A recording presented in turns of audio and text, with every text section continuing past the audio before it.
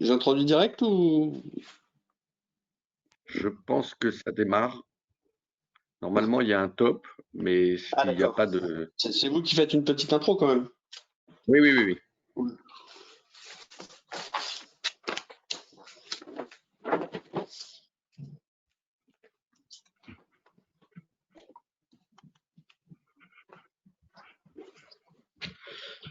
Bien, bonjour à tous. Je vous remercie de participer à ce webinaire, mais évidemment, je voudrais tout d'abord remercier Pierre-André Humbert, conseiller social du président de la République, qui a accepté d'introduire ce webinaire intitulé Faire face aux difficultés économiques, préparer le rebond, les scénarios, les dispositifs, les accompagnements.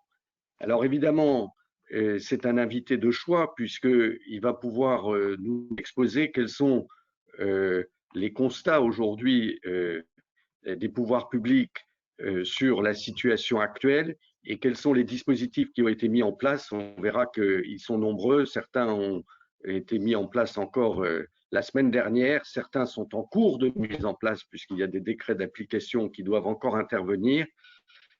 Et je tiens à remercier naturellement Philippe Grabli, managing partner d'Oneida, et Éric Baudouin, président d'Oasis Consultant, pour leur participation à ce webinaire où ils vont pouvoir nous donner à la fois une vision économique et une vision sociale, sachant que j'essaierai d'exposer les outils juridiques. Pierre-André, je vous donne la parole immédiatement et je vous remercie encore d'avoir accepté d'intervenir. Merci Joël, bonjour à toutes et à tous. Alors c'est un moment particulier puisqu'il n'aura échappé à personne que le Premier ministre vient d'être nommé et aura l'occasion d'exposer dans sa déclaration de politique générale les grandes orientations du gouvernement que je ne saurais évidemment déflorer. Cela étant, pour repartir un peu et retracer le fil, j'allais dire de l'avant-crise jusqu'à aujourd'hui, je voudrais commencer par ce petit rappel. Non pas que je veuille me mettre simplement dans la période pré-Covid, mais pour ne pas oublier aussi le chemin parcouru tous et collectivement depuis 2017. En 2017, le président de la République avait un objectif principal qui était de permettre au fond à chacun de choisir sa vie, de vivre de son travail, et de pouvoir s'épanouir au mieux, quelle que soit son origine, son milieu, son parcours et son lieu de résidence.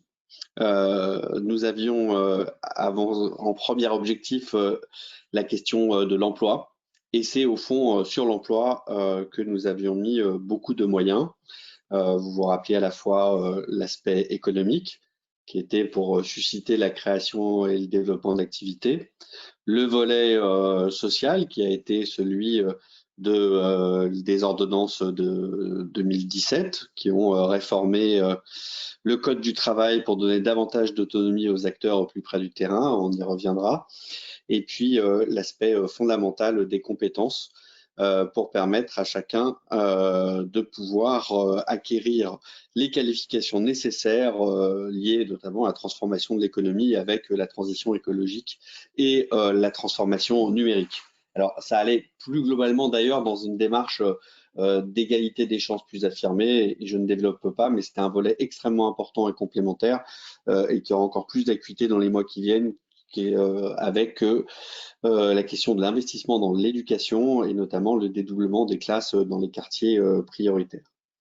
Au fond, sur ces 3 années, si on fait aujourd'hui le petit bilan qui nous a saisi juste avant la crise, qui nous a saisi en début d'année, nous avons créé dans le pays 830 000 emplois entre la fin du premier trimestre 2017 et la fin de l'année 2019.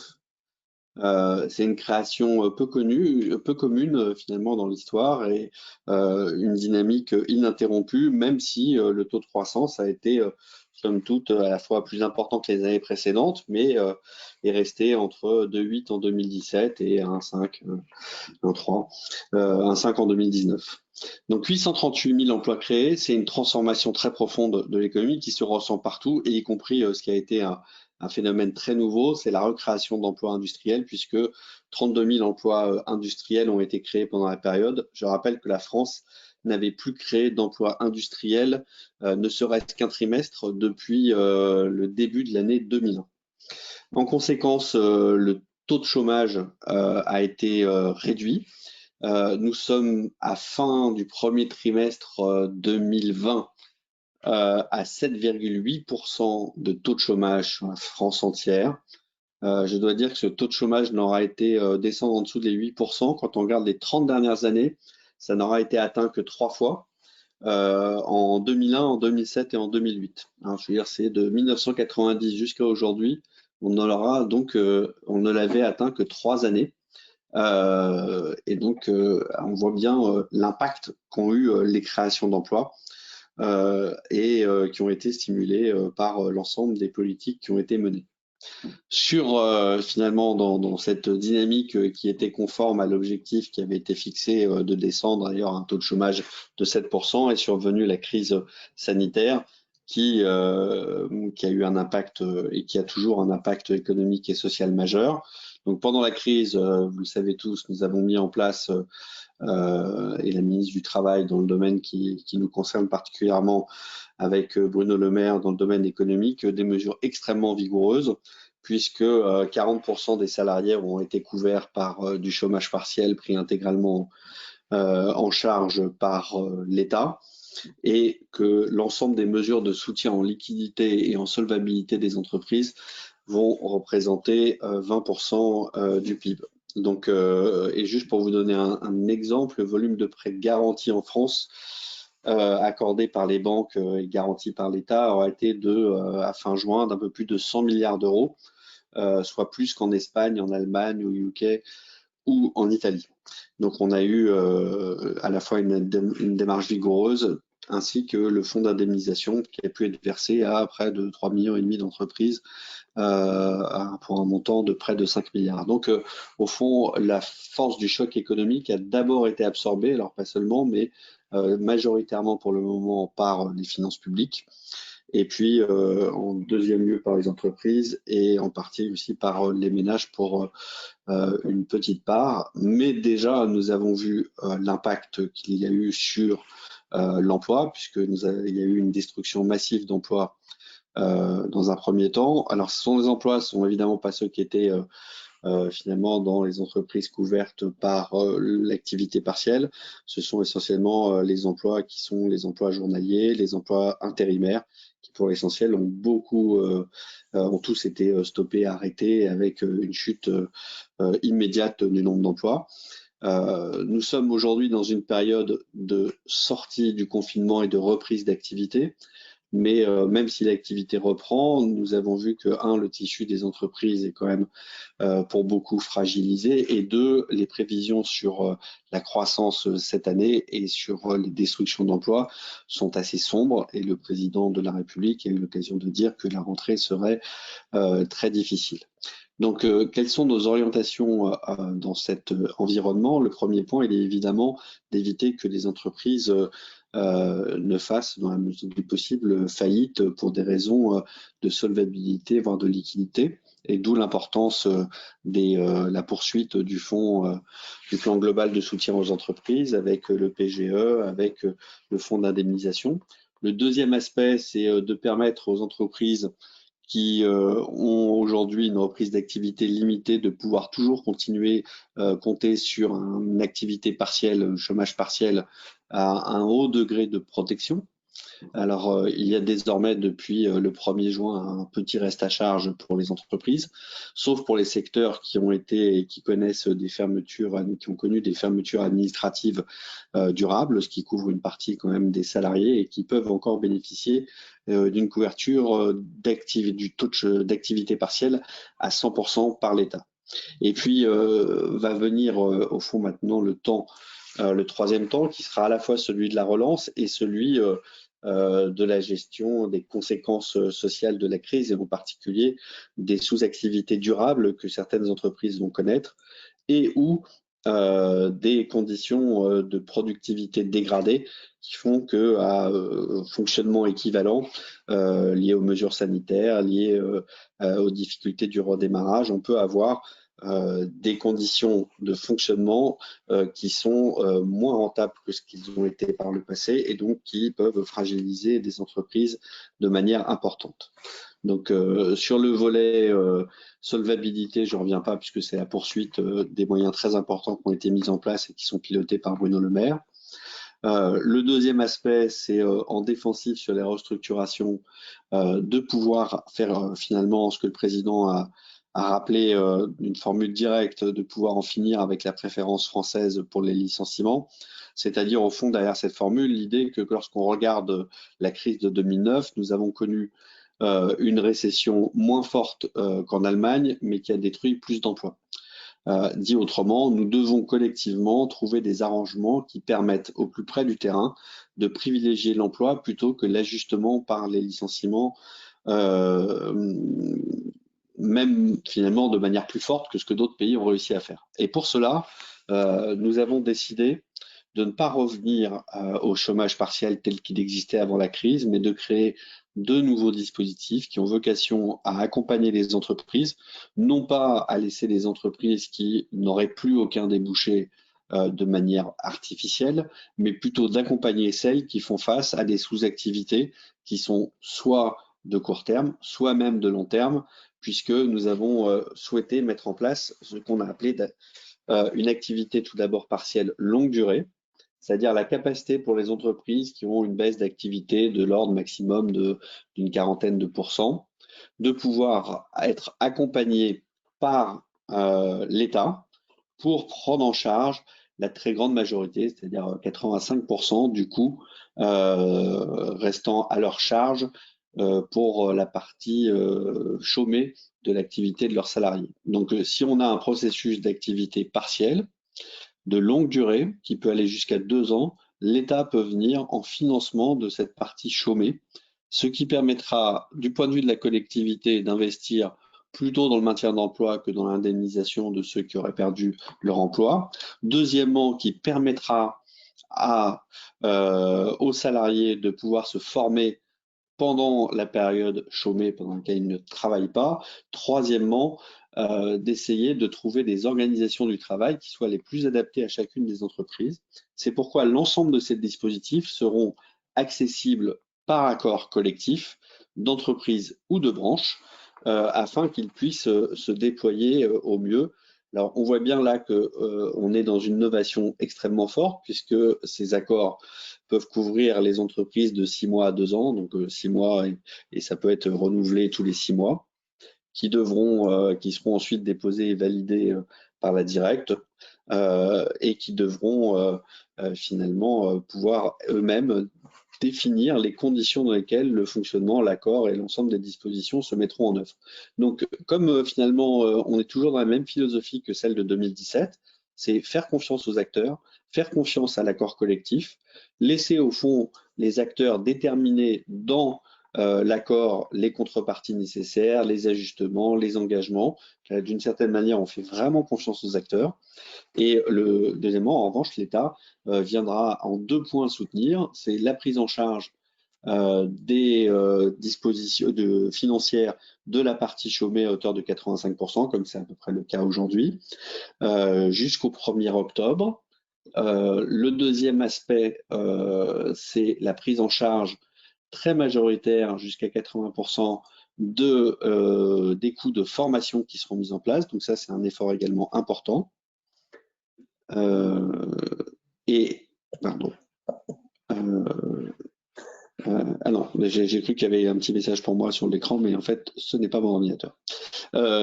Et le dernier, donc le point, c'est prise en charge financière sur la partie chômée, prise en charge financière sur la formation.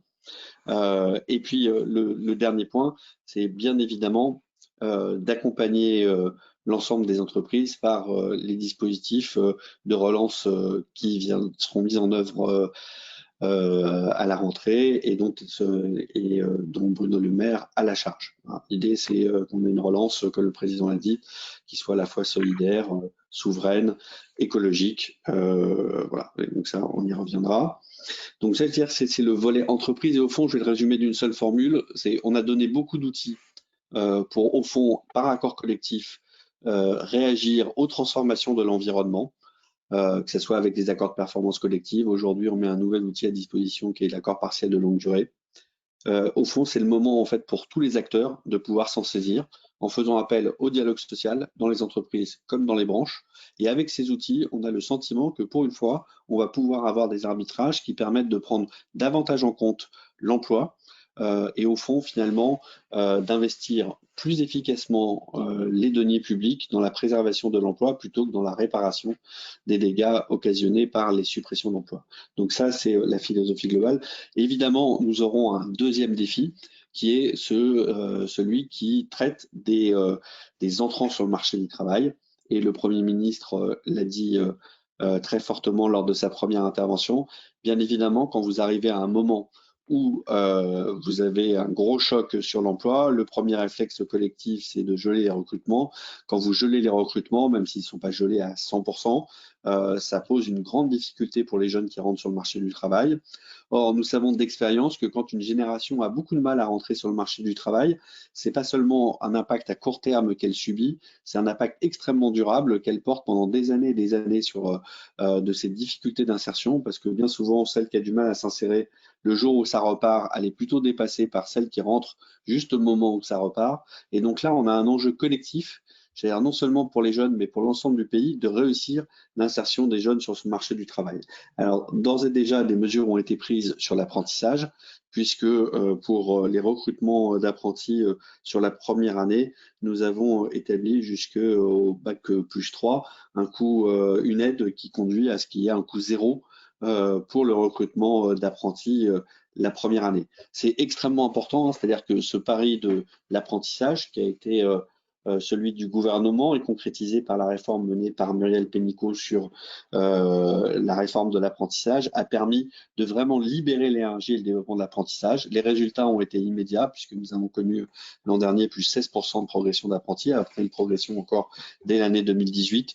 C'est au fond l'idée que l'ensemble de la communauté, les entreprises, comme le système éducatif, doit pouvoir se mobiliser pour former une partie de la jeunesse et on forme très bien en ayant cette alternance entreprise et éducation et que c'est dans les moments difficiles que nous devons maintenir ce pari de la jeunesse, non seulement pour eux, mais collectivement aussi, parce que nous avons vu aussi à quel point nous pouvions souffrir de difficultés de recrutement liées à un manque de compétences. Donc former la jeunesse aujourd'hui, c'est non seulement utile collectivement pour le pays, mais c'est pour chacune des entreprises un élément absolument crucial pour éviter demain des pénuries d'emplois. Donc ça, c'est un des points. Il y aura d'autres éléments qui seront proposés en faveur de la jeunesse et qui seront présentés dans les prochaines semaines. Le président l'a annoncé, le Premier ministre l'a redit, qui seront extrêmement importants et qui iront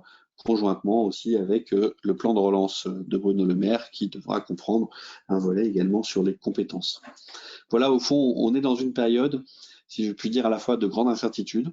L'ensemble des instituts économiques nous disent tous que les prévisions sont extrêmement complexes dans cet environnement incertain, lui-même généré par une crise sanitaire dont on voit bien les rebondissements potentiels. Hein. On a vu qu'on a dû reconfiner partiellement dans certains pays. On voit bien à l'échelle mondiale où ça se produit, mais l'Allemagne a déjà dû reconfiner partiellement à quelques endroits. Donc nous sommes très vigilants sur l'aspect sanitaire de la crise, qui crée une incertitude et qui, par définition de l'incertitude, crée des problématiques économiques. Et donc, dans cet environnement difficile, nous sommes bien évidemment conduits à nous ajuster, à prendre aussi, à évaluer mois après mois l'évolution de la crise, sa nature même. Certains disent déjà qu'on aura des problématiques de demande, d'autres des problématiques très fortes d'offres. En tout cas, sûrement, ce que l'on voit d'ores et déjà, c'est des différenciations sectorielles extrêmement fortes. Donc, dans cet environnement, plus que jamais, il faut pouvoir être agile et être agile finalement en s'adaptant aux spécificités de chacun des secteurs et de chacune des entreprises. C'est la raison pour laquelle l'ensemble des outils que nous avons en place est fondé vraiment sur cette ligne directrice qui aura été celle de l'ensemble du quinquennat depuis le début sur la matière d'emploi et d'appui aux entreprises. C'est la négociation au plus près du terrain. La méthode, c'est le dialogue social, l'accord collectif et de pouvoir finalement avoir des outils qui vous permettent de finalement construire les arrangements qui correspondent à la problématique de chacune des entreprises ou chacun des secteurs. C'est sans doute le plus efficace pour vous donner l'agilité nécessaire pour réagir face à cette transformation extrêmement forte et brutale de l'environnement que nous connaissons depuis quelques mois. Merci beaucoup, Pierre-André. Je dois dire que en t'écoutant, je me disais, c'est incroyable l'agilité dont le gouvernement fait preuve.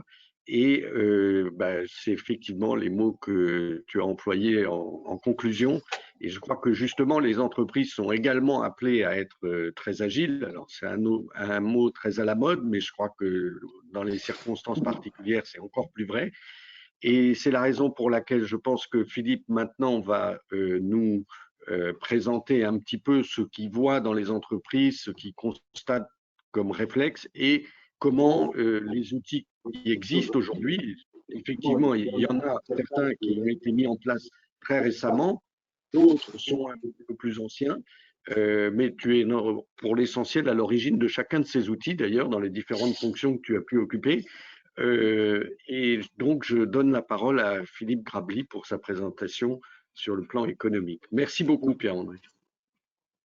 Merci, Joël. Donc, Joël Granger m'a demandé d'intervenir sur le thème des différents scénarios de rebond, de sortie de crise et d'évaluer les outils et les dispositifs qui ont été mis en œuvre, y compris très récemment, pour les évaluer au regard des besoins des entreprises et voir quels sont ceux qui sont a priori les plus adaptés à chaque situation. Alors, je vais passer sur le contexte assez rapidement parce que Pierre-André en a parlé beaucoup. Le constat est assez simple, le diagnostic est assez facile à faire, beaucoup plus en tout cas que les évaluations de scénarios possibles. Donc, sur le sujet du contexte, tout a été dit. Il y a un accompagnement massif du gouvernement, comme dans d'autres pays, mais sans doute au-delà de ce qui s'est passé dans d'autres pays. Une activité partielle qui a permis à beaucoup d'entreprises de garder leurs salariés. Le report de charges fiscales, sociales, TVA, URSSAF, etc. La mise en place de prêts garantis par l'État et pas uniquement vers des grands groupes proches de l'État, ce qui pouvait être le cas dans des dispositifs passés, et également de nombreuses aides sectorielles qui sont en train de se mettre en place. Bon, la réalité, c'est que voilà, on assiste à une montée historique du taux de chômage, avec des salariés qui sont pour le moment pas tellement impactés en termes de volumétrie, c'est plutôt les personnes qui étaient sur des contrats précaires, CDD, intérim, intermittents qui sont passés à un niveau d'activité de zéro, les salariés étant encore dans une large mesure protégés par les dispositifs de chômage partiel. Passé la sidération d'avril et de mai, on voit aussi une explosion du nombre de PSE. Les statistiques de chômage ne les prennent pas en compte et pourtant le nombre d'annonces qui ont été faites ces dernières semaines et qui va croissant demeure impressionnant. Et troisième sujet, bien, on voit effectivement l'arrivée de dossiers d'entreprises déjà fragilisées avant la crise, avant le Covid, qui avaient déjà des ratios d'endettement sur fonds propres faibles et qui sont dans l'incapacité de respecter les covenants bancaires et de faire face au financement de la reprise, payer les fournisseurs, payer les produits, sans parler des investissements nécessaires. Donc ça aussi, on a vu beaucoup de situations de cette nature. Donc le contexte est assez clair. Les prévisions, comme nous disait Pierre-André, sont beaucoup plus difficiles à faire. Quand on regarde globalement la situation, la Banque de France, les différents instituts économistes nous expliquent que les projections de PIB français en particulier, sont très difficiles à faire avec des variables extrêmement différentes entre les scénarios, vous voyez, optimistes, pessimistes et médians. On est sur moins 16% de décroissance sur le scénario pessimiste en 2020 et seulement 7% dans un scénario optimiste. Et la reprise n'est pas non plus la même selon le scénario. Donc, très difficile pour une entreprise de savoir à travers ces statistiques ce qui va se passer. Sur un plan sectoriel, c'est un peu plus facile. Il y a des secteurs qui vont vers une reprise dynamique. Le BTP, l'agroalimentaire, la chimie, certains services, bien sûr, première nécessité. D'autres sont plutôt sur des reprises lentes. On le sait, l'aéronautique, la métallurgie, l'automobile, etc. C'est connu et c'est comme ça que c'est vécu. La réalité des choses, c'est que la vérité est un peu plus compliquée le diable est dans les détails. Les situations sont plus complexes. Les entreprises sont rarement dans un seul secteur, dans un seul pays et dans un seul type d'accès au marché, généralement. Donc, voilà, pour illustrer cette complexité, les produits cosmétiques sont davantage atteints que les produits pharmaceutiques. Les entreprises qui sont dans l'agroalimentaire, qui vendent dans les cafés, hôtels, restaurants, par définition, sont très atteints, alors que celles qui sont présentes dans les GMS le sont moins. Même dans l'aéronautique, le civil et le militaire, c'est pas la même chose. Les hélicoptères et les avions, les longs porteurs et les courts courriers, voilà, tout ça, c'est beaucoup plus compliqué qu'on ne le fait dire. Enfin, qu'on ne peut l'approcher à travers une approche purement sectorielle. En plus du fait que le digital est en train de prendre le pied, est en train de s'accélérer et met à mal pas mal d'activités qui étaient en présentiel. Donc, les scénarios sont très spécifiques à chaque société. Il n'y a pas de scénario dans ce sens. Alors, maintenant, la question, c'est ça. C'est qu'est-ce qu'un… Pardon, je saute trop vite. La question, c'est ça. C'est quelles sont les questions qu'un comité de direction, qu'un DRH doit se poser pour décider de quel dispositif RH utiliser, l'accompagnement de la transformation.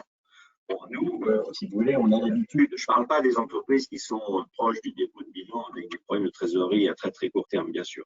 Les questions que nous posons à nos clients sont assez simples, elles sont au nombre de 4.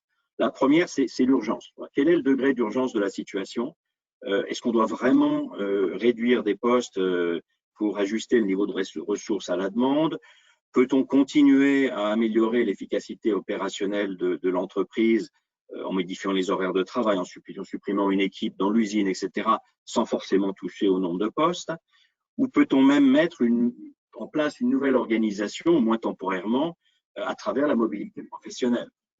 Je ne l'ai pas caché, enfin ça se sait, les salariés dans le luxe du siège, on leur demande d'intervenir dans des boutiques pour éviter de faire appel à des intérimaires. Dans le domaine du conseil, on voit des spécialistes du coaching qui s'improvisent, des spécialistes des plans sociaux. Bon, en d'autres termes, devons-nous réduire les effectifs ou réduire la masse salariale, ou le repositionnement interne suffira-t-il pour passer cette mauvaise période? Deuxième question, besoin de conserver des compétences clés. Quel est votre niveau, vous, chef d'entreprise, d'acceptabilité en matière de perte de compétences clés? C'est une question fondamentale. Combien y a-t-il de collaborateurs qui sont des compétences clés? Est-ce que ces personnes clés sont isolables, juridiquement parlant, dans des catégories professionnelles spécifiques? C'est une question évidemment majeure. Tous les outils n'ont pas le même impact sur cette dimension. Troisièmement, évidemment, de quels outils, de quel budget l'entreprise dispose pour accompagner cette transformation et quels sont ses impératifs en termes de délai? Est-ce qu'on doit annoncer rapidement et faire partir très vite les salariés dont on ne peut pas éviter de se séparer? Les coûts des dispositifs ne sont pas du tout les mêmes d'un outil à l'autre. Certains coûtent avec des coûts relativement certains, les PSE, d'autres coûtent très peu, comme les accords de performance collective, voire rien, comme les APLD. Voilà, et en face de ça, le dernier point, mais il est lié aussi aux autres, mais c'est la capacité d'avoir en face de soi des partenaires sociaux habilité et capable de signer des accords. Parce que, comme le disait Pierre-André, on va de plus en plus vers une contractualisation et donc il faut être capable d'analyser la capacité de pouvoir négocier ce genre d'accord. Sur les 4 questions que nous posons, nous, qui permettent d'orienter sur les dispositifs. Après, la boîte à outils. Bon, il n'y a encore une fois pas de situation miracle. Je pense qu'on va aller de plus en plus vers un combinatoire de différents outils, d'ailleurs. C'est un peu ma conclusion. La question, on peut reprendre chacun des éléments rapidement. Hein. L'APLD, l'activité partielle longue durée dont parlait Pierre-André, effectivement, c'est plutôt un outil destiné à garder beaucoup de compétences clés, à réduire évidemment rapidement le coût de la masse salariale. C'est un outil aussi de temporisation, tant qu'on n'a pas une visibilité très forte sur le rebond du marché. Mais c'est aussi un outil qui oblige à prendre des engagements en termes d'emploi. Donc voilà, donc c'est généralement notre expérience est que ça ne s'applique qu'à un petit nombre de situations et même à l'intérieur de l'entreprise à un certain nombre de départements, mais pas à tout. Les accords de performance collective, c'est du besoin de changement d'organisation, c'est une certaine visibilité sur l'avenir, c'est pour des entreprises qui n'ont pas forcément les mêmes budgets qu'un PSE. Objectivement, c'est un peu ce qui se passe et en contrepartie, il faut signer des accords collectifs pour y arriver. Et ce n'est pas toujours simple aujourd'hui dans une situation économique dégradée. Une rupture conventionnelle collective, bon, c'est une situation qu'on peut envisager quand le risque est prenable de ne pas atteindre le nombre de départs souhaités.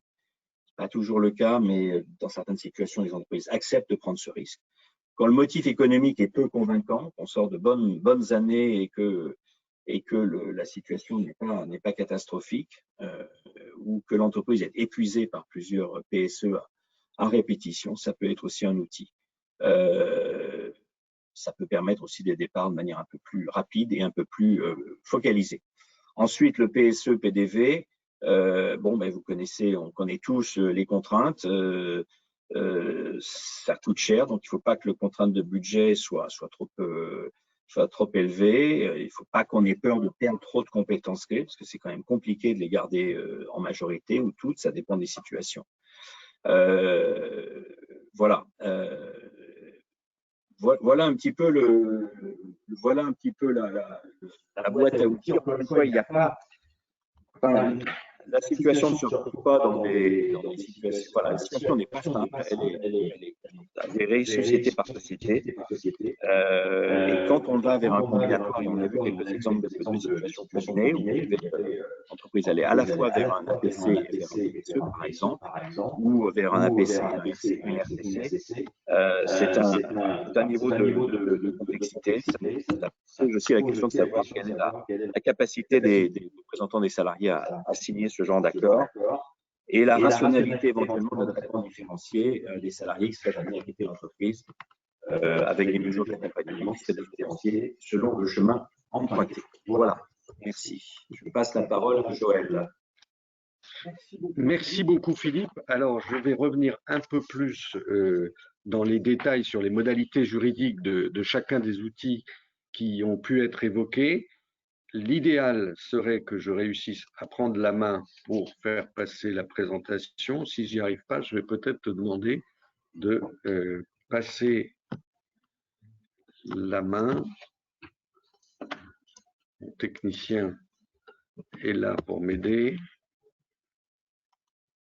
Mais non, je n'arrive pas à prendre la main, donc peut-être que tu peux la conserver et passer les… Ah voilà, ça y est.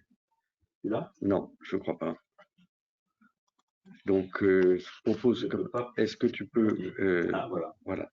Je pense que c'est toi qui l'as.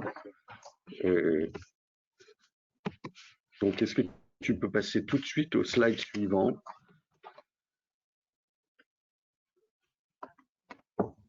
Ah. Je n'arrive pas à faire dérouler. Prie de vous excuser pour ce problème technique qui arrive parfois, mais qui est effectivement assez handicapant. Alors écoutez, Je pense que tant qu'on n'a pas trouvé le moyen de récupérer les slides, je vais quand même passer au travers directement parce que sinon nous allons perdre trop de temps.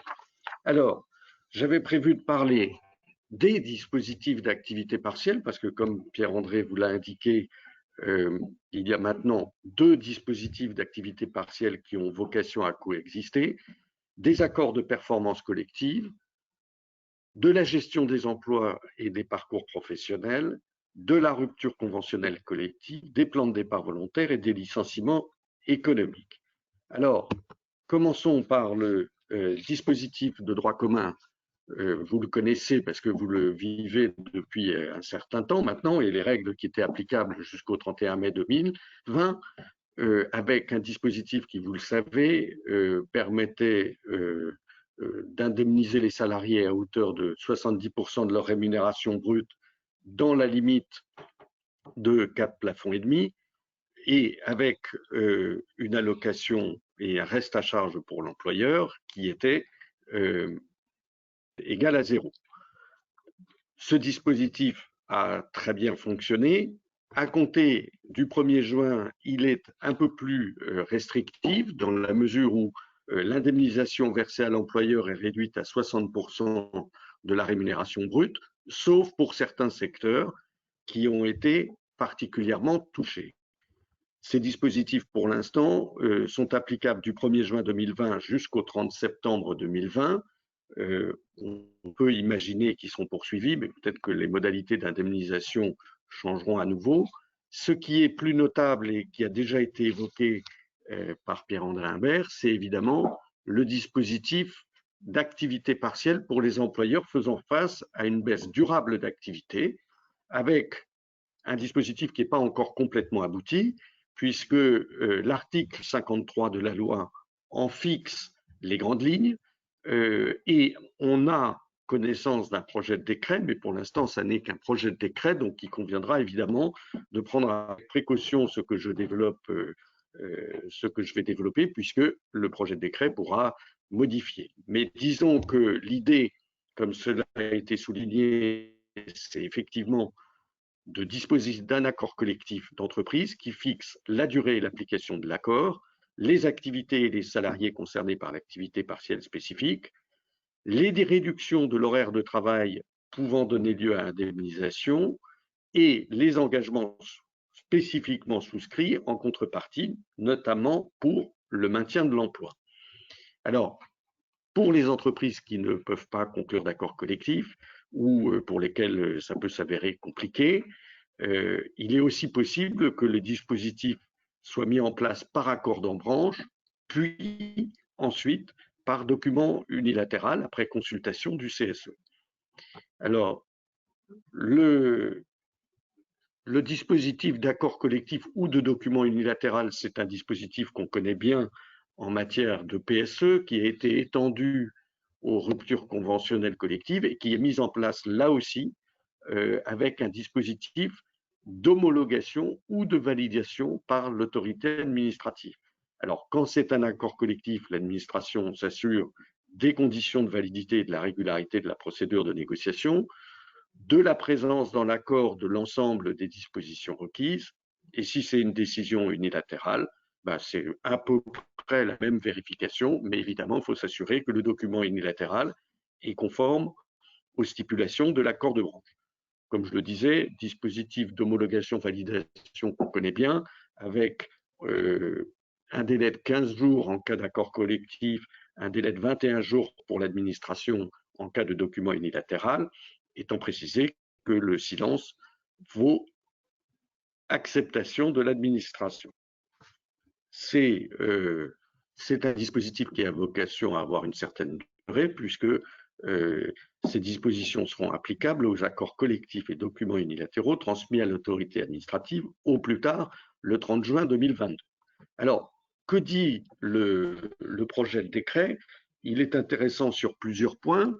Il y a un certain nombre d'éléments classiques de l'accord, mais l'accord doit avoir comme préambule un diagnostic sur la situation économique de l'établissement et de leurs perspectives d'activité. Parce qu'on voit bien que c'est un outil qui est prévu pour être un outil un peu plus durable, qui n'est pas nécessairement directement lié immédiatement à la crise à laquelle on a été confronté, mais qui doit permettre d'amortir les coûts et permettre de redémarrer sur le moyen terme.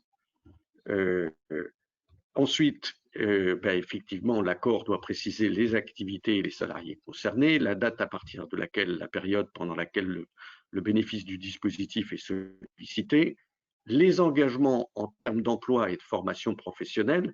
Et là, c'est là où on aura besoin d'avoir peut-être une petite idée de ce qu'attend l'administration sur ces engagements en termes d'emploi. Bon, évidemment, ils devront être négociés, mais c'est important de savoir quelle est l'idée de l'administration sur le sujet. Ensuite, ce qui paraît important de noter, c'est que la réduction de l'horaire de travail ne peut être supérieure à 40% de la durée légale. Donc c'est un dispositif qui est assez différent du dispositif de droit commun, où le dispositif de droit commun, on peut aller jusqu'à 100%. Là, dans ce dispositif-là, c'est un dispositif de moyen terme, mais qui suppose que ce soit une baisse durable d'activité, mais pas un arrêt d'activité complet. Alors, j'ai trop avancé les slides.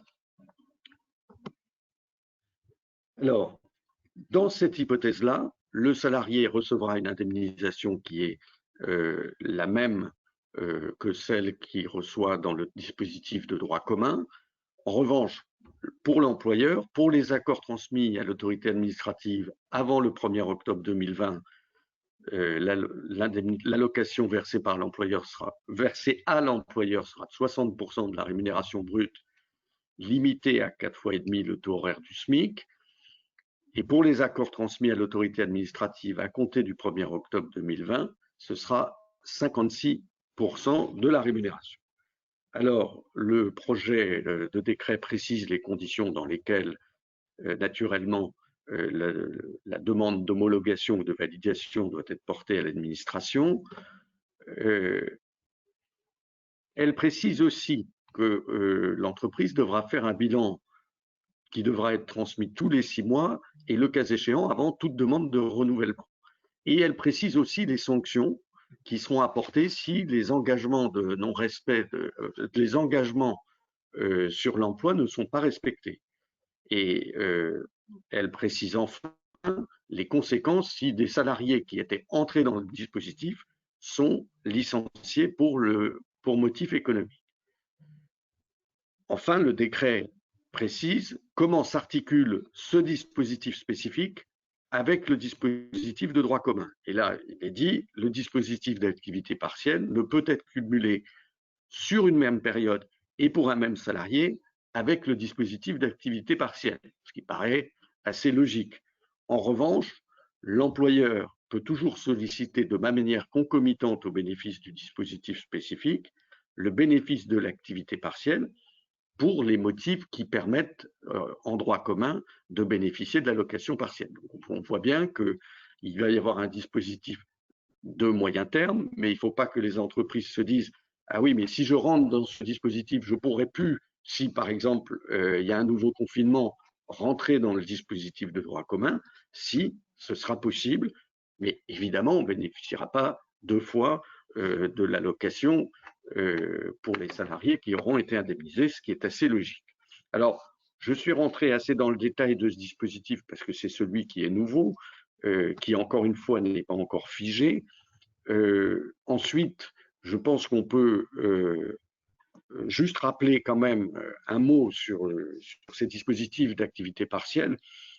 L'administration est quand même en train de procéder à des contrôles, parce qu'il paraît assez logique que l'administration ne veuille pas à la fois payer les employeurs alors qu'ils font travailler leurs salariés. Donc, il faut quand même être vigilant dans l'utilisation de ces dispositifs, de mettre en place des dispositifs qui permettront de prouver que effectivement les salariés ont été à temps partiel, ont été en activité partielle, et le taux d'activité partielle dont il s'agit. Dans certains cas, ça peut être facile, dans d'autres cas, il faut quand même être très vigilant. Et d'ailleurs, au passage, le cabinet a mis en place une offre pour proposer des contrôles à blanc, parce que la régularisation d'un dossier sera évidemment moins douloureuse que si on s'aperçoit que les choses n'ont pas été faites du tout comme cela devait et que des suspicions de fraude se révèlent. Donc, je le dis au passage, mais ça me paraît important de le rappeler parce que ce sont quand même des soutiens massifs aux entreprises qui y sont octroyés dans le cadre de ces dispositifs d'activité partielle.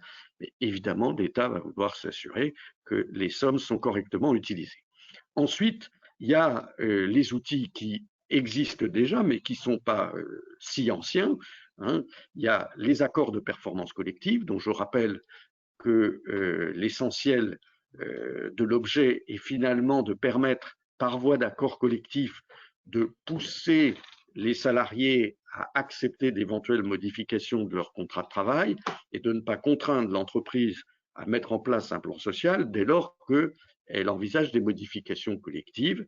Mais il faut naturellement un accord collectif pour y parvenir. Ça n'est pas un outil qui, en principe, est destiné à supprimer des postes, mais plutôt à faire des économies. Par exemple, si on considère que le niveau de masse salariale est trop élevé ou si l'absence de mobilité oblige à faire des ruptures puis des embauches, eh bien, c'est typiquement l'accord de performance collective qui est l'outil approprié. Il y a ensuite, et de façon graduelle, la négociation des accords de gestion des emplois et des parcours professionnels. Bon, c'est un dispositif que vous connaissez bien, mais depuis les ordonnances dites Macron, il y a quand même une chose qui a beaucoup changé, c'est que dans ces dispositifs de gestion des emplois et des parcours professionnels, on peut insérer des congés de mobilité qui conduisent donc éventuellement à des ruptures. On peut mettre en place des dispositifs de transition emploi-retraite et ce sont des dispositifs qui sont beaucoup plus souples que ceux qu'on va voir postérieurement et qui, encore une fois, grâce aux ordonnances Macron, bénéficient d'un régime fiscal et social à peu près identique à un PSE, ne nécessitent pas une validation ou une homologation de la part de l'administration, nécessitent uniquement un accord collectif. C'est probablement l'outil qui présente le plus de souplesse, bien sûr, toujours si on n'a pas besoin d'avoir un résultat immédiat, puisque tout est subordonné néanmoins à l'accord des salariés. Quand on est, si j'ose dire, un peu plus pressé que dans le cadre d'un accord de GEPP, mais qu'on pense que grâce au volontariat et grâce à des organisations syndicales favorables à ce type de dispositif, on va pouvoir mettre en place un dispositif de rupture conventionnelle collective.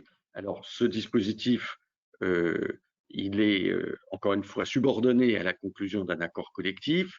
Il est relativement souple, mais évidemment, il faut pouvoir avoir des organisations syndicales qui le signent, étant précisé que souvent les organisations syndicales acceptent de signer ce type d'accord parce que, malgré tout, c'est une option qui est offerte aux salariés supplémentaires de partir à certaines conditions, mais il n'y a pas de contrainte. Évidemment, l'avantage aussi, c'est que dans ce cas-là, vous n'avez pas besoin d'avoir un motif économique aux conditions prévues par la loi pour y recourir. Alors, je m'aperçois que je suis beaucoup trop long, donc peut-être que les outils suivants, je vais être plus succinct parce que bon, les plans de départ volontaire autonomes, c'est un peu comme les plans de rupture conventionnelle collective, sauf que vous pouvez le mettre en place de manière autonome, mais vous devez suivre toute la procédure de licenciement pour motif économique vis-à-vis de vos instances de représentation du personnel. Ensuite, il y a évidemment l'outil que tout le monde connaît, qui est celui des licenciements économiques. Je pense que ce n'est pas la peine à ce stade de rappeler quelles sont les différentes contraintes d'un licenciement pour motif économique. Je voudrais juste attirer l'attention sur le fait que c'est vrai que les ordonnances Macron avaient fixé un certain nombre de critères pour que le motif économique soit qualifié. Est-ce que, par exemple, la baisse du chiffre d'affaires pendant un trimestre ou 2 trimestres, compte tenu de la crise Covid, sera remplie et permettra, sans discussion possible, d'avoir une cause réelle et sérieuse de licenciement, c'est une question qu'on peut se poser, mais je voudrais passer la parole immédiatement à Éric Baudouin pour la partie qu'il doit développer. Voilà. Merci beaucoup. Merci Joël de me passer la parole. Là, on va maintenant parler peut-être des intéressés, des hommes et des femmes concernés par ces restructurations, par ces redéploiements, par cette crise sans précédent. Je voudrais justement démarrer peut-être ce propos en tant qu'accompagnant, en tant que compagnon des DRH dans ces moments particulièrement difficiles, sur finalement un regard sur ce contexte, sur cette crise sans précédent. Alors, voilà. D'abord, c'est une crise inédite de par son ampleur. Pierre-André l'a dit, elle a indiqué. Elle est multiforme, elle est sanitaire, économique, mais elle est aussi accélératrice, si je peux m'exprimer ainsi, de transformation. Et elle offre malheureusement des perspectives plus qu'incertaines. Ce qui est très particulier à cette crise, je trouve, c'est le côté, la partie émotion renforcée. D'une part, parce qu'on a tous vécu, enfin pour les plus anciens, les crises de 90, de 2000, la bulle Internet, Lehman Brothers, 2008. Et cette nouvelle crise, au moment où Pierre-André a rappelé les chiffres, les résultats du gouvernement, où on commençait à sortir la tête de l'eau, et là, clac, c'est la douche froide.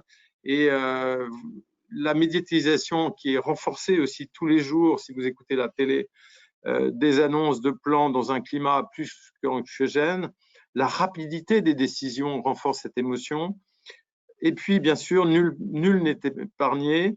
Philippe l'a rappelé, les secteurs, les tailles d'entreprise, les métiers, les populations, les âges, les jeunes, comme les anciens. Et bien entendu, pour cette émotion-là, je pense aussi aux cadres qui sont particulièrement désorientés, qui devraient être des relais, des repères, qui devraient être la structure de l'entreprise, et là, qui ont particulièrement beaucoup de mal face à cette peur de l'inconnu. Mais peut-être un terreau favorable à cette crise, j'essaye toujours de trouver une note optimiste, c'est une compréhension partagée d'abord de la situation, de l'entreprise, du pays, du secteur, du besoin d'agir vite. Les IRP, les salariés, les cadres comprennent les décisions rapides des entreprises, s'y attendent aussi. L'encadrement attend des décisions et des plans d'action, et il est rare qu'il y ait une réussite de changement sans urgence.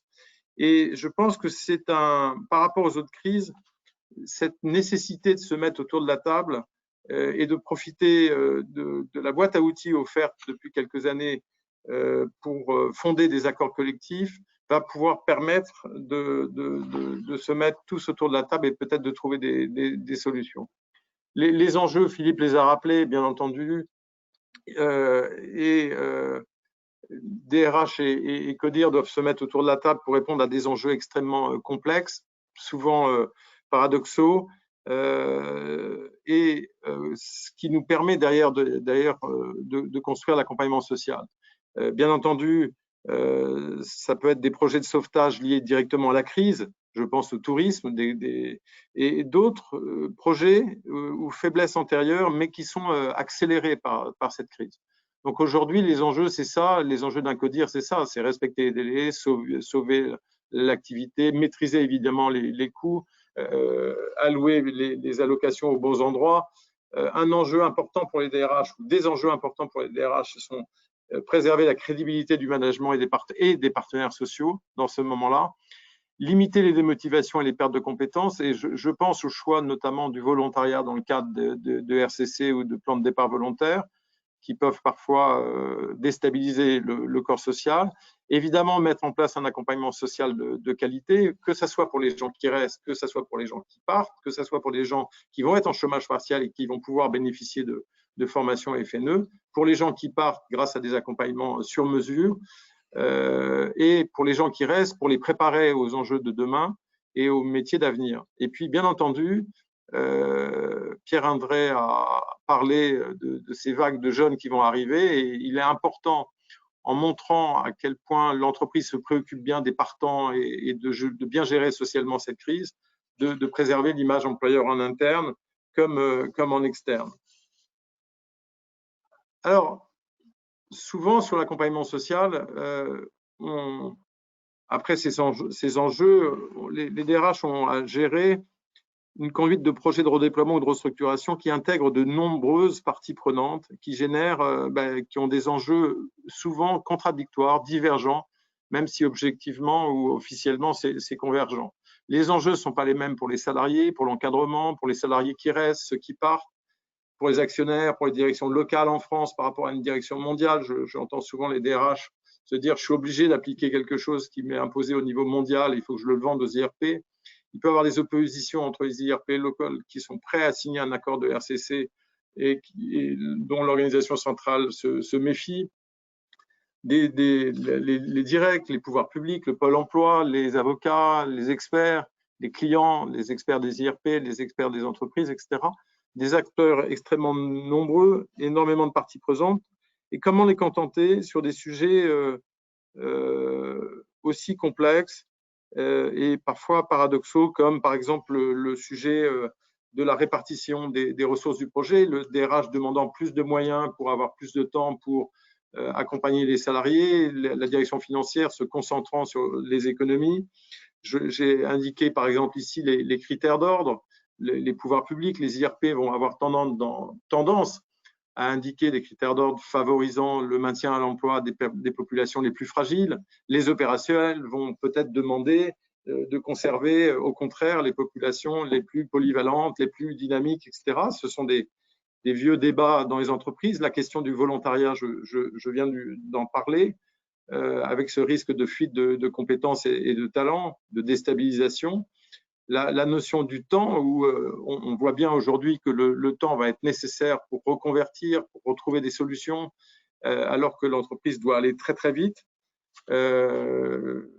Voilà. Et donc là, on va passer peut-être d'un DRH un peu jongleur ou chef d'orchestre qui avait l'habitude de faire jouer les différents musiciens et jouer une partition à un DRH. C'est un DRH qui m'a dit ça. Il m'a dit « je me sens plus jardinier aujourd'hui que chef d'orchestre parce qu'aujourd'hui, je dois travailler mon jardin dans une météo très incertaine qui peut être même très compliquée. Je dois planter des graines, je dois tailler des arbres. Voilà, j'ai l'avenir de l'entreprise dans mes mains et l'avenir des êtres qui la composent. » Alors, les conditions de succès que j'ai essayé de regrouper en 4 points pour finalement répondre à ces enjeux d'accompagnement social des restructurations sont pour moi de 4 ordres avant de parler de l'accompagnement social des partants.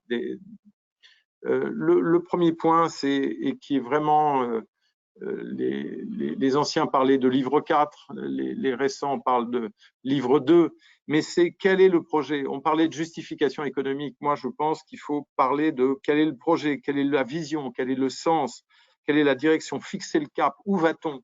Et formaliser ce document, prendre le temps de formaliser ce document, de l'expliquer, de faire la pédagogie avec les IRP, avec l'encadrement, avec les équipes, etc., est nécessaire, d'une part, évidemment, pour réengager, remobiliser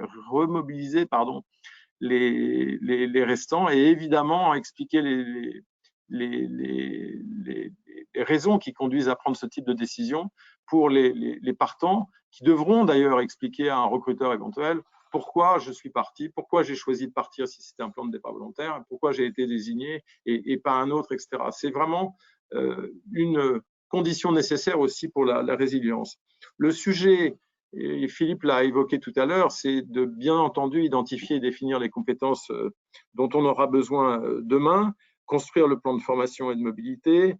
De quelles compétences a-t-on besoin? Et c'est majeur. Et les plans, là encore, les plans de départ volontaires ouverts à tout le monde, etc., peuvent être catastrophiques pour le corps social et pour l'économie de l'entreprise.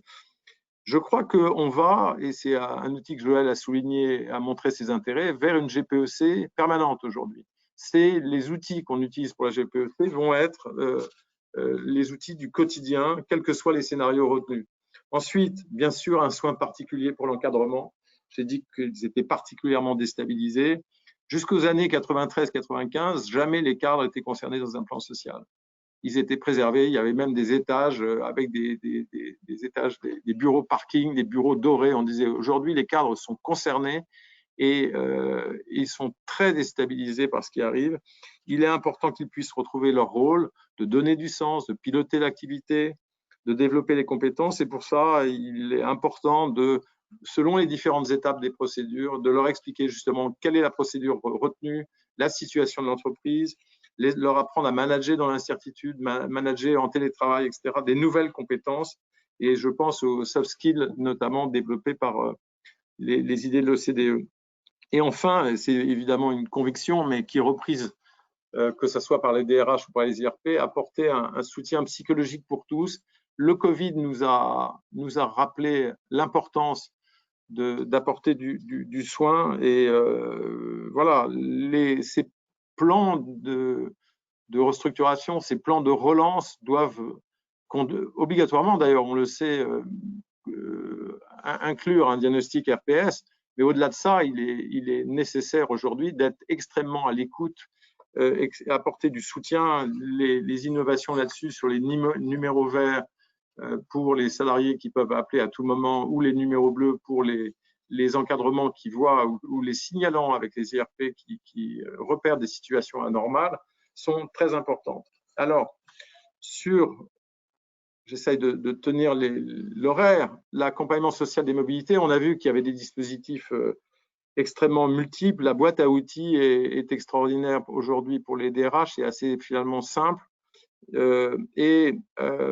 Il me semble que l'accompagnement social des mobilités commence et s'inscrit dans le temps. D'abord, elle doit être en fonction du moment.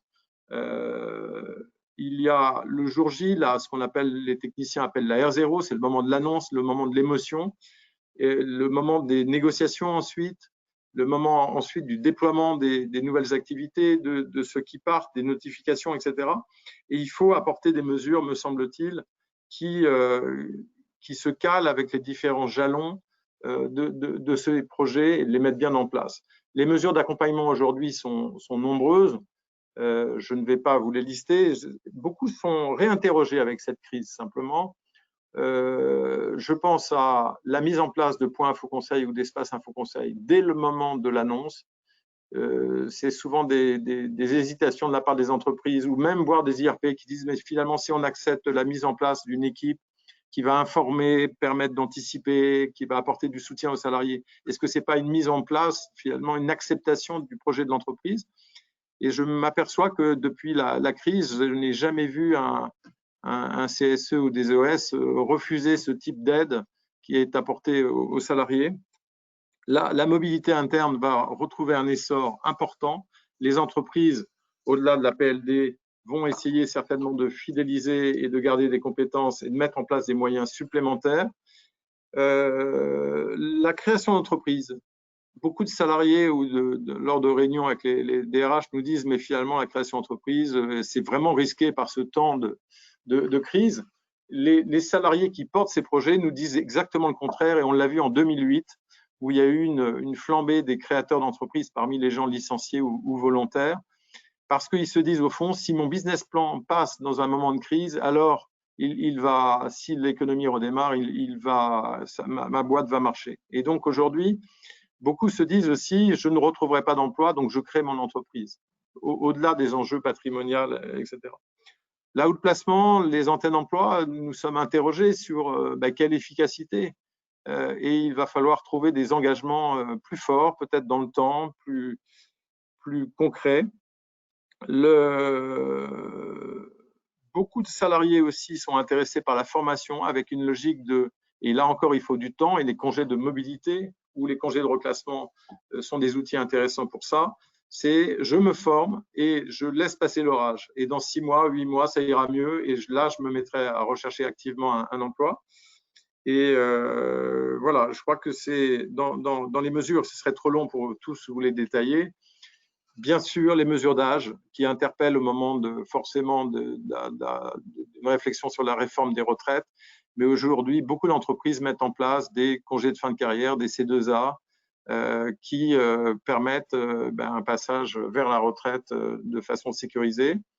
Je pense qu'il faudra se réinterroger sur l'impact sur les bassins d'emploi, sur la revitalisation, qui aujourd'hui, à mon sens, atteint ses limites parce qu'elle est vécue par les entreprises comme une taxe, tout simplement, parce qu'il faut verser 4 fois ou 6 fois le SMIC pour les par emploi supprimés, alors que les entreprises, il y a quelques années, s'engageaient dans le territoire.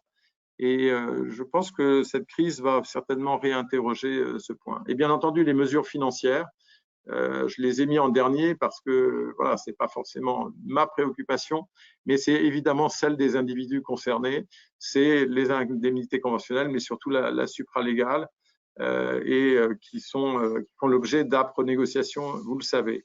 Et puis enfin, les commissions de suivi paritaire qui se mettent en place depuis quelques années et qui aujourd'hui donnent tout leur sens dans un moment de crise sur le côté transparent et devenir des gens.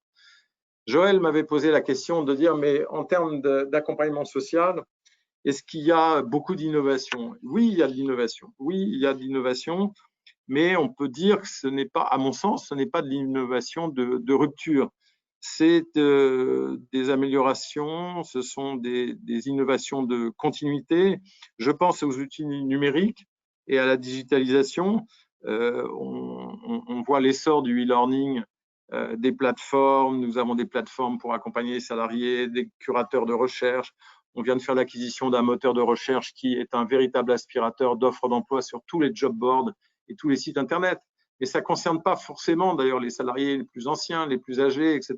Ça ne concerne pas le marché caché, donc ça ne répond pas à tout. Le Covid accélère le télétravail, on voit, prend une forme incroyable. Alors même si un DRH m'a dit hier, c'est réservé aux bobos. Alors je dis, pourquoi tu dis ça? Et je dis oui, parce qu'il y a 27, c'est la DRS qui le dit, hein, il y a 27 millions d'actifs, mais il n'y a que 9 millions de personnes qui sont éligibles au télétravail. Donc, il faut faire attention à tout ça. L'accès aux métiers du futur, le développement des compétences du futur. Aujourd'hui, il faut préparer les populations, les équipes aux métiers nouveaux et aux nouvelles compétences. Je pense aux soft skills, comme l'empathie, la créativité, la capacité de travailler de façon autonome, la capacité à coopérer. Et puis, voilà, une chose qui est nouvelle aussi, qui apparaissait d'ailleurs juste avant la crise, c'est sur la transition juste. Ce qu'on appelle la transition juste, c'est attention, les financiers, attention aux bonnes nouvelles peut-être finalement, les financiers s'invitent dans les restructurations, les financiers s'invitent dans les ressources humaines. L'exemple, c'est Vigeo, qui avait été monté par Nicole Notta, qui a été repris par Moody's. Et aujourd'hui, on évalue les entreprises sur leur politique RSE. On évalue, les DRH ne le savent peut-être pas d'ailleurs souvent, mais Moody's ou Vigeo évaluent la qualité de l'accompagnement des salariés qui partent dans une entreprise pour donner une notation qui sert après aux investisseurs pour décider ou pas d'investir dans l'entreprise. Et enfin, au moment où on parle d'avatar, d'avatar au sens virtuel, je pense que, et ça a été le mot de la fin de Pierre-André, je voudrais rebondir dessus, finalement, le côté positif des choses, c'est qu'on va pouvoir faire de l'innovation dans le dialogue social et dans la co-construction. On va pouvoir parler d'accords collectifs, on a les outils pour le faire, il faut se mettre autour de la table. Et voilà, on ne va pas avoir des acteurs virtuels, mais on va avoir des vrais présents. Et c'est pour ça que je parlais d'acteurs sociaux augmentés et réels.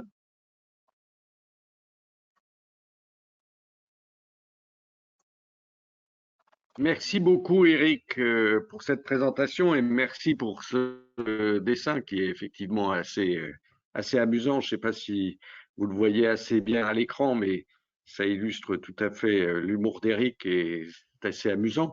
Je ne sais pas si Pierre-André est encore là.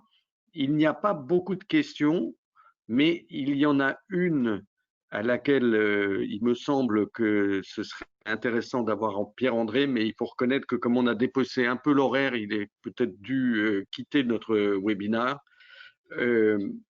Qu'en est-il des seniors? Avez-vous prévu un plan particulier pour les seniors? Alors, du coup, ça me permet de... Vous m'entendez? Joël, c'est bon, vous m'entendez? On t'entend très bien. Par contre, tu n'as pas remis la caméra, Ah oui, peut-être. oui, oui. Alors ça, est-ce Petite que... caméra verte. Hop! Voilà, ça y est. Voilà. Non, j'aurais juste, avant de répondre à la question, j'aurais juste apporter une précision en fait sur l'activité partielle longue durée. Juste pour juste le point, c'est l'activité partielle longue durée. Il faut à la fois le voir avec les lunettes de ce qui a fonctionné pendant la crise, mais aussi le voir un peu différemment. Différemment, ça veut dire que l'activité partielle longue durée, c'est un accord collectif qui peut être compatible avec des départs volontaires ou des départs contraints dans le même temps, mais souvent plutôt des départs par accord collectif. Typiquement, je mets en vue à quoi il est destiné. Une entreprise a un problème de réduction d'effectifs de, mettons, allez, je vais prendre un énorme chiffre pour dire 1000 personnes ou 2000, etc. Si elle se met d'accord avec ses syndicats pour avoir partagé le diagnostic et de dire, bah, plutôt que de faire 500 départs plutôt que de faire 1000 départs, j'en fais que 500 et je place une partie de l'effectif en APLD, parce qu'avec le soutien de l'État, en fait, j'arrive à avoir un coût qui est à la fois plus faible et qui me permet de conserver les compétences. Ça fonctionne. Quand on dit objectif en termes d'emploi et de maintien de l'emploi, c'est ce que ça a permis de sauvegarder comme emploi. C'est pas le côté comme on en avait pu avoir dans un dispositif de l'activité partielle telle qu'elle existait lors de la dernière crise, vous vous engagez à maintenir les emplois pendant 2 fois la durée pendant laquelle vous aurez. C'est extrêmement important parce que le dispositif, il est Oui, oui, tout à flexible. fait. C'est devenu un outil complémentaire dans la manière dont on peut gérer un sureffectif. Et donc, il y a il y a finalement un encadrement formel de la négociation, comme on le fait toujours, mais il y a une très grande liberté d'utilisation. Et sur les 40%, c'est quand on dit 40% d'activité sur les personnes, de toute manière, ça s'appréciera sur l'ensemble de la période. C'est pas 40% à chaque moment de la période pendant laquelle vous demandez l'activité partielle. Ça s'appréciera sur la période. Et en plus, on a aussi permis finalement, parce qu'on peut avoir une mauvaise surprise, hein, on était parti sur 40% et puis on finit à 45 ou 50%, et il y aura la possibilité de demander à l'administration finalement sur autorisation de dire bon bah là j'ai un peu dépassé mais c'est vraiment parce qu'un événement est survenu qui n'était pas prévu. Donc l'idée c'est vraiment d'avoir un outil très souple, très simple qui a vocation à être largement utilisé. On n'est plus du tout dans l'activité partielle qu'on a connue pendant la crise précédente. Là j'allais dire n'hésitez pas, faites comme les Allemands qui arrivent à s'en saisir très facilement. S'il y a une sous-charge qui vous apparaît de 6, 12, 18, 24 mois, eh bien, vaut mieux utiliser cet outil plutôt que de dépenser beaucoup de cash pour une restructuration et de devoir dans 1 an et demi recruter parce que l'activité sera repartie. Ça, c'était mon premier point, mais Merci. Je pense que ça, c'était très utile comme précision, effectivement, et ça rejoint ce que je disais en disant qu'il faut savoir un peu ce que les pouvoirs publics ont en tête, et ces précisions sont très utiles. Merci beaucoup. voilà. Et le deuxième point Et sur la pour les question seniors? Et sur la question des seniors, je vais dire, c'est la question, il y a pas, enfin, je veux dire, je le redis d'une manière différente, c'est, il y aurait un paradoxe de dire, rétablissez-nous les pré-retraites, parce que parce que je vois bien que c'est la question qu'on me pose, etc., au moment où on voit bien qu'il y a une question qui se pose sur la durée de la vie active. Alors, évidemment, le consensus social est plus fort lorsque on aborde les sujets dans des périodes difficiles. Mais j'allais dire, ça fait au fond depuis 15 ans que progressivement tous les gouvernements ont essayé de sortir de la question des pré-retraites. Ils y sont collectivement parvenus. Ce retrait des dispositifs de pré-retraite s'est traduit en même temps par une hausse extrêmement forte et continue du taux d'emploi des personnes de plus de 55 ans et de plus de 60 ans. Donc j'allais dire, l'objectif du gouvernement ne sera pas de réintroduire les pré-retraites pour le faire plus difficilement. Après, ça n'empêche pas qu'il puisse y avoir, avec l'ensemble des outils que l'on a mentionnés, finalement des montages, enfin des dispositifs, des accords qui soient innovants. Et là, je fais confiance aux spécialistes qui anime. Alors j'ai Joël en face de moi, mais c'est vrai d'autres aussi. Hein, mais pour trouver des dispositifs qui permettent de traiter aussi sur ces points. Il peut y avoir des réductions en sifflet, il peut y avoir des questions de congés de mobilité. Beaucoup d'entreprises ont déjà fait des accords innovants. Là-dessus, on peut être innovant. Mais alors un soutien public pour mettre les gens à la retraite plus tôt, alors même qu'on est dans une problématique plus large du fait qu'en France, on travaille moins longtemps que les autres pays, là, pour le coup, ça ne sera pas à l'ordre du jour directement. Donc, il y a des possibilités. Il y aura des appuis, en particulier sur la formation des personnes. Il y aura des appuis pour aider aux transitions, pour aider aux mobilités. Vous avez vu qu'on a fait beaucoup de choses sur le prêt de main-d'œuvre. Et ça, c'est un des dispositifs. D'ailleurs, c'est vrai que peut-être dans le slide, je le rajouterai, Joël, en fait, par rapport à tous les dispositifs que tu mentionnais, les questions de prêt de main-d'œuvre, d'organisation dans les filières, etc. Il y a des choses à exploiter, mais qui ne seront pas exactement les pré-retraites. Pardon, j'ai été un peu long. Non, sur non, cette c'était parfait. mais Je pense que c'était pour vous parfait. donner l'esprit dans lequel on s'inscrit. Si, non, tes réponses sont parfaites et tu as répondu à la dernière question que je n'avais pas posée et qui était posée par un auditeur qui était porté justement sur le prêt de main-d'œuvre. Donc, un immense merci pour cette contribution, pour cet éclairage qui, je pense, sera utile à tous. Et je crois qu'il est plus que temps maintenant de clore ce webinaire d'1 heure. Et merci beaucoup d'avoir consacré cette heure alors qu'on sait que l'emploi du temps doit être très chargé pour le moment. À bientôt. Merci, au revoir.